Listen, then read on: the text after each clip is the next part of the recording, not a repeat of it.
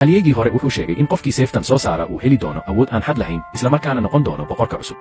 laakiin muddo 3 eber oo sano ah idina ma awoodin inay soo saarto. markii ay boqoradu taas maqashay waxay isla markiiba qabanqaabisay tartan seefta lagu soo saarayo. waxayna ballan qaaday inay guursan doonto qof kasta oo awooda inuu soo saaro seefta muqaddaska ah. markii warkaasi la maqlay dadkii ayaa si weyn ugu soo qulqulay goobta tartanka.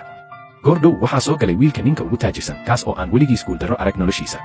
wuxuu aaminsanaa in lacagtu ay xallin karto wax kasta laakiin isla markii uu taabtay seefta waxaa ku dhacay danab xoog leh oo dhulka ku tuuray. wuxuu ku eedeeyey qabanqaabiyaasha inay seefta koronto ku xireen. laakiin waxaa lagula kacay qosol iyo jees. kadib waxaa soo istaagtay gabar si weyn ula dhacsanayd boqoradda waxayna doonaysay inay guursato. awooddeeda sixirka ayay isugu geysay waxayna si tartiib ah u soo saartay seeftii laakiin markiiba way ku noqotay. wiilkii taajirka ahaa ayaa isagoo yaaban daawanayay wuxuuna bilaabay inuu aamino in awoodaha sarsare ay jiraan. isla markaas waxaa soo istaagay nin dhalinyaro ah oo u muuqday suufi isagoo isku dayaya inuu seefta soo saaro. wuxuu adeegsaday xooggiisa oo dhan wuxuuna ku guulaystay inuu seefta soo saaro ilaa 8 inji. wiilkii taajirka ahaa ayaa isla markiiba doonay inuu noqdo ardaygiisa.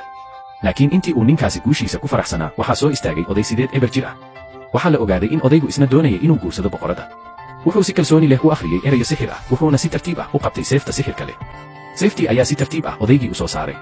laakiin markii dadkii ay u maleeyeen in boqoraddu guursan doonto odayga ayaa seeftii waxay sii daysay awood cabsi leh. waxay si toos ah odaygii dhulka ugu dhufatay. ninkii dhinaciisa taagnaa wuxuu arkay odaygii oo dhiig tufaya oo dhimasho qarka u saaran.